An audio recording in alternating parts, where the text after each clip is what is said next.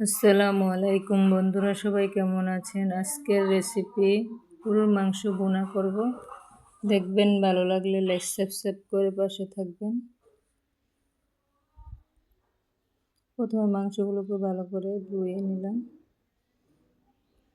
মাংসগুলো হাতে মেখে নেব, তার জন্য লবণ, হলুদ, মরিচের গুঁড়া, ধনিয়ার গুঁড়া, জিরার গুঁড়া,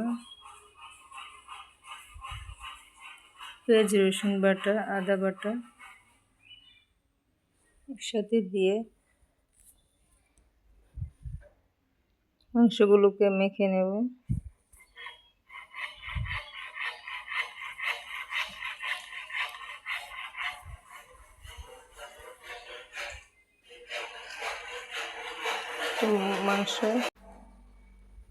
গরু মাংস মশলা আনছিলাম, এখান থেকে অল্প পরিমাণ দিয়ে দেব। দিয়ে একসাথে মাংসগুলোকে মেখে নেব। তেজপাতা, এলাচ, দারচিনি এগুলো দিয়ে দিলাম।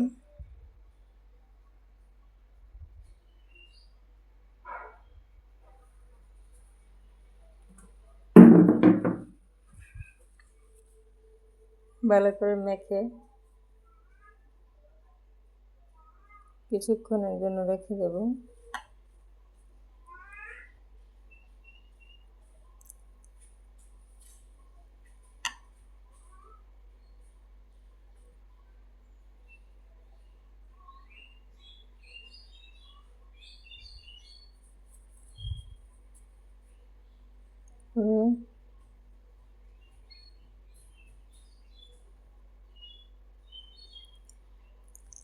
পেঁয়াজ কুচি দিয়ে দিলাম, সাথে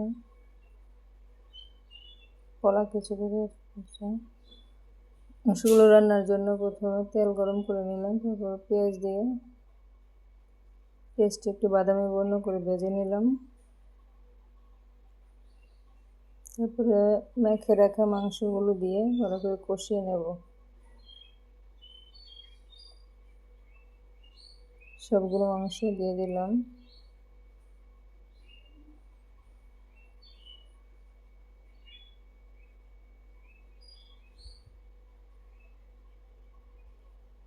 ভালো করে কিছুক্ষণ কষিয়ে আসলার পরে কাঁচামরিচ দিয়ে দিলাম 4-5টা, একটা ফ্লেভার আসবে। আর কিছুক্ষণ কষিয়ে নেব।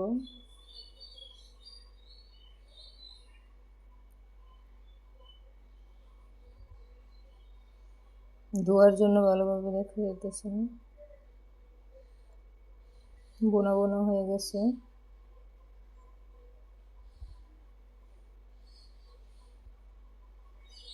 মাটি চুলা রান্না করছি, তার জন্য ধোয়া উঠছে। বোনাটা কমপ্লিট, তারপরে রান্না করব গরুর মগজ বোনা করব। তার জন্য মগজগুলো একটু ফাঁপ দিয়ে নিলাম। ফাঁপ দিয়ে ঠান্ডা হয়ে আসলে তারপর ওই মগজের ভিতরে রগ আছে, এগুলোকে ফেলে ভালো করে গুঁড়া গুঁড়া করে নেব। রগগুলোকে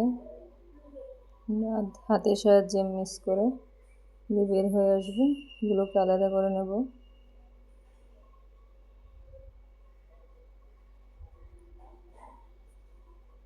করে ভালো করে সবগুলো রগ বের করে নিয়েছি।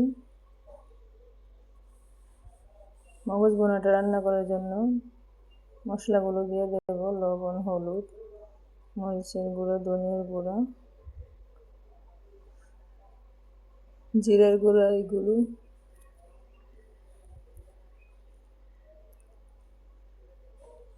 দিয়ে পেঁয়াজ রসুন বাটা, আদা বাটা,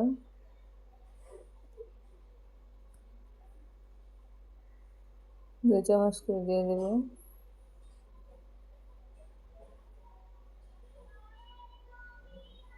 মগজ অল্প পরিমাণ, তার জন্য অল্প অল্প মশলা দিতে, বেশি মশলা দিলে আবার গন্ধ আসবে। মগজ আর মশলাগুলো একসাথে মিক্স করে নেব।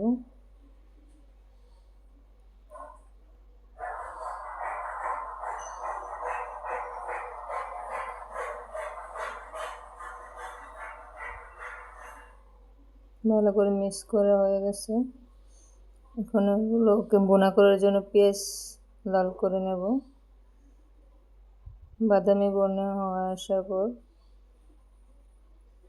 তেজপাতা এলাচি এগুলো সাথে একটু লাল করে নিলাম।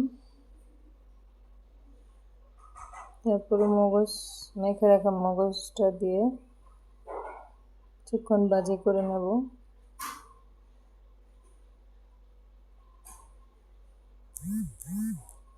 যারা যারা এই পর্যন্ত দেখেছেন একটা লাইক দিয়ে দেবেন, আর কেমন লাগলো রেসিপিগুলো অবশ্যই কমেন্ট করবেন।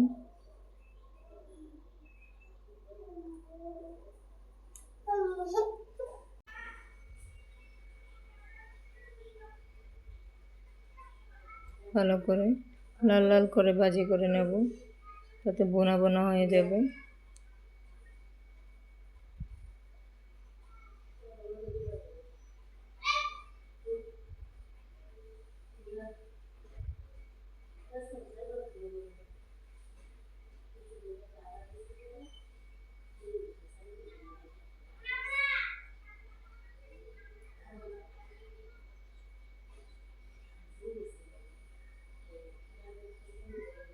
দেখেন কালারটা খুবই সুন্দর হয়েছে, মাশাআল্লাহ।